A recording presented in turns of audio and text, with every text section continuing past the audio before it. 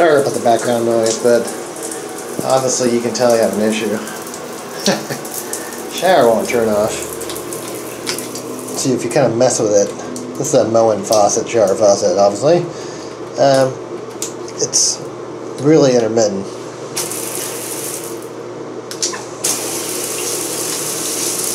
Yeah, sometimes it turns off, sometimes it doesn't. Sometimes you gotta mess with it, fiddle around with it. Sometimes it gets a little loose in there. Yeah, sorry, it's kind of a messy shower, but so I bought a new kit, like a new seal kit. Looked like it was pretty easy to install. Lots of videos on it, but yeah, for my case, my water won't turn off. So sometimes it'll drip all night long. I can't figure out where to go. Like I said, it's just intermittent. All right.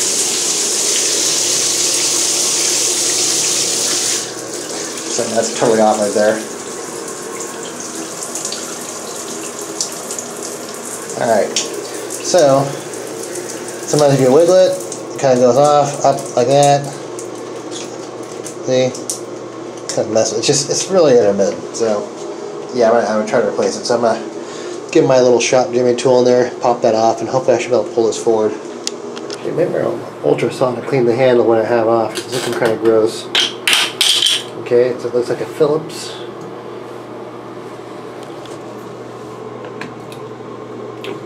I'm trying to do this 2 hands. Alright, so I don't think I need to take those off, but this just comes right off. I think it's this metal thing off here.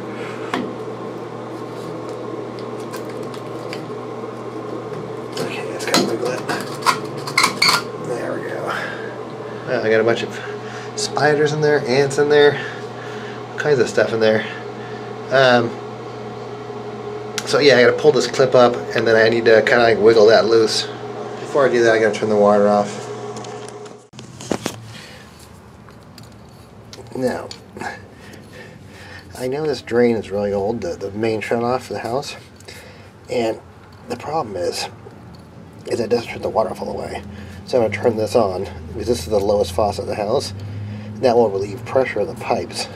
Because water wants to go to the lowest, gravity will feed it out. Okay. See? Alright. Alright, so before I do that, you see the H in the C? Well, the H is obviously for hot, C is for cold, and that's the direction. So now you can really see the ants. Wow. Did I find the ant colony? I don't know. I made another video with my ant problem. So I'm going to spray a little, just to kind of lube everything up. A little bit with my PB blaster here. Okay. Just to loosen up the seals a little bit, And then this tool that came with the device is for get it off there. There, that's the pin. Alright, so that's the tool that came with it. So that actually helps it go on here, and it allows you to twist it like that. Like at least free it up, because now that I have the pin removed, I should be able to free it up. Yeah, I think I must have figured out what the ant colony was. That's ant spray, Raid, but I'm going to spray it all up in there, because I never had this part open.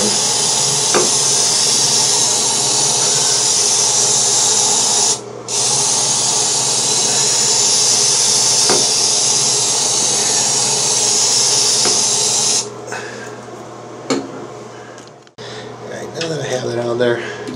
I'm trying to break this a little free a little bit. You gotta, all of this is plastic, so this needs to pull out. And this is sort of like to free a little bit.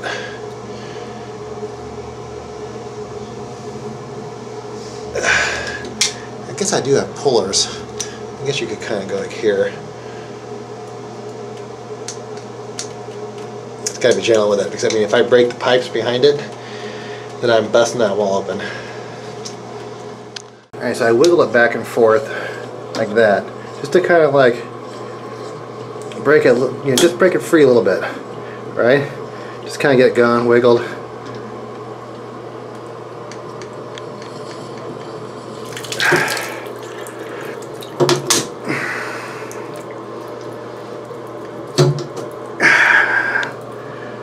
Alright, I think I'm going to run a wire brush in there just to clean up anything sort of like corrosion. That way these seals are a nice, good, clean surface.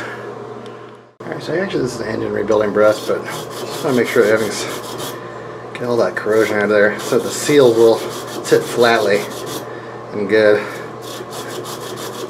You know, just getting like the hard water, calcium lime off of there. Alright, I'm going to wipe it down with my towel here. Oh, don't want to get paper in there.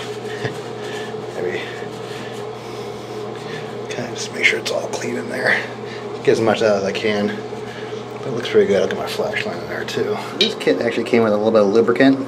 And so you want to lubricate all the rubber seals, like anything, on any automotive application, anything rubber, you typically want to lubricate.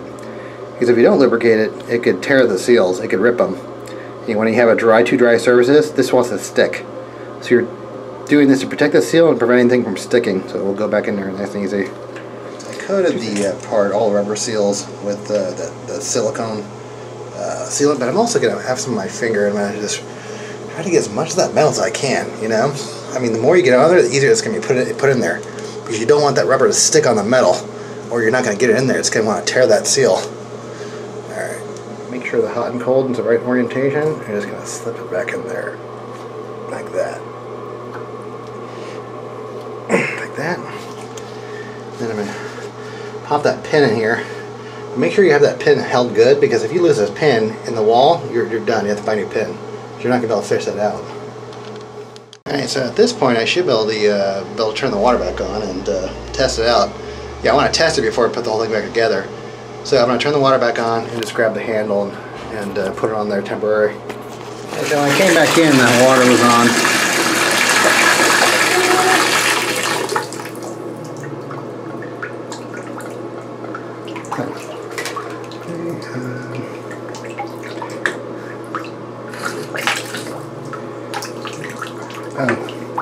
Yeah, you need to have this actually acts as a stopper, so you have to have the metal thing back in there, the part. So, but I think that's a success. I mean, the water stopped. But what I was trying to explain is that the metal piece that goes in here, it actually acts as a stopper against that right there. Alright, so I'm going to clean up all the parts that I'm never here. You know, I'm ultrasonic cleaning these things. Get them all clean and be back, put it back together. I'm going to lightly buff this to my buffer.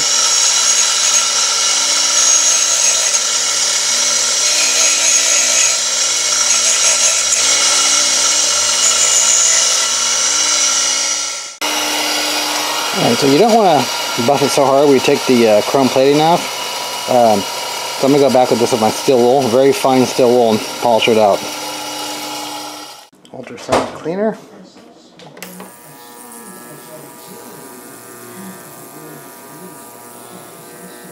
Yeah, probably not going to get all that off because it's actually inside the you know, it's like inside like the whole thing is just screwed up here.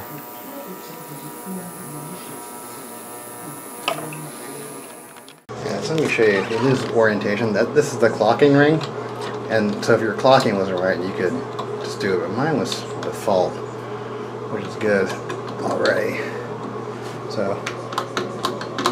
Won't go that way, but I can go that way, see? That turns off. Alright, put the washer back on. Yeah, so if you're ever down here, you should clean it as much as you possibly can. And mine's not perfect. Like, it looks like it had some kind of like a lie on it or something. Alright.